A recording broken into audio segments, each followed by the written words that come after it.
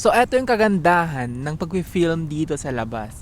Una, yung natural light. At the same time, ayan na nga, mahangin pa rin. So, nakaka-bad trip man minsan, nasa park tayo ngayon para i-enjoy yung araw. May panibago tayong topic sa araw na to. May nagustuhan ka na ba? And then, may helicopter.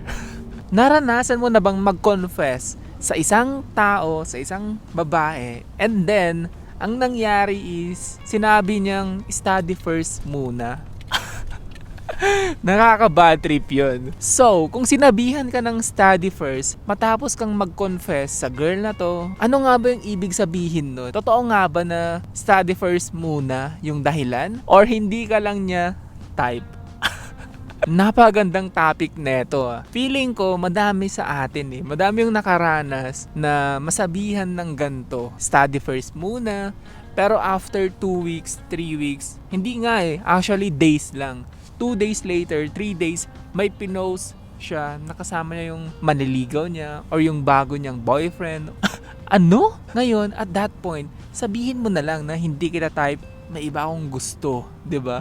Ginamit niya pa talaga yung study first. Parang hindi na nga effective yun Kasi may naniniwala pa ba sa study first na excuse ngayon? Wala na Actually, nakaka-offend nga masabihan ng study first ngayon. Parang ibig sabihin lang nun, hindi ka niya type. Let's say, matagal na kayong nag-uusap. Mga 2-3 months. So, may conversation na kayo. And then, sa tingin mo, okay na yung time. Perfect na yung opportunity para mag-confess sa taong to. Ang nangyari, syempre inuunti-unti mong sabihin yung feelings mo sa kanya. Agad-agad niya ring brinake yung hope mo, yung pag-asa mo na, well, maging kayo. Kasi sinabi niya yung katagang, sorry, study first muna. Well, ang hidden meaning ng words na yon is, hindi kita talaga gusto. Yun. Nakaka-bad trip man siya, pero at that point, wala na wala ka nang magagawa.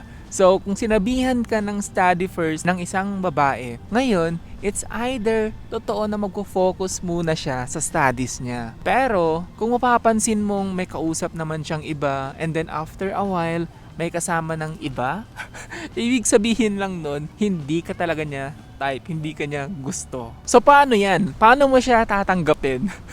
Wala ka ng choice Kailangan mo na lang mag-move on kahit hindi naman naging kayo. Okay lang yun. Alam mo ba kung bakit? Kasi hindi lang ikaw ang sinabihan ng study first muna na excuse sa history. Panigurado sa school nyo, kahit nga sa classroom nyo, may sinabihan na ng ganun. So napaka-normal lang niya After mong mag-confess, guess what? Baka mas maganda yung naging panliligaw process nung guy na yon. Ngunit, yung masaklap doon, sinabihan ka ng study first as a excuse, right?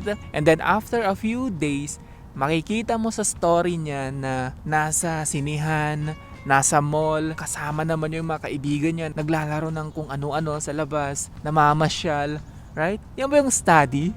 Hindi ako aware yan pala yun. So minsan, totoo yung excuse na yun na kailangan muna niyang unahin yung pag-aaral niya. Let's say, this semester, this quarter, naka-line of 9 siya. Sige. Hindi maganda yung timing mo para mag-confess sa kanya. Dapat, hinintay mo muna na maging bakasyon. Right? So, tuwing bakasyon ka na lang, mag-confess. Or, pag sinabihan ka ng study first, pero alam mo naman na yung grade niya is line of 7. Like, what? Sure, kailangan mong mag-study, right? Pero bakit hindi mo yan ginawa dati pa, bago ako mag-confess? So, ewan.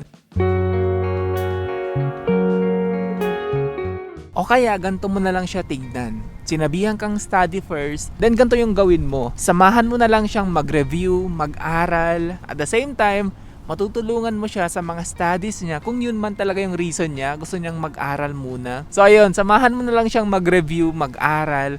Baka mas magiging close pa kayo niyan and baka magbago yung isip niya. Alright?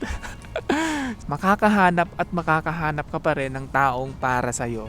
And tignan mo na lang yung positive side na madami pang iba dyan. Makakahanap ka pa rin ng taong hindi na magsasabi sa'yo ng study first. O hindi kaya ang ligawan mo is yung hindi nag-aaral o wala na siyang excuse at that point.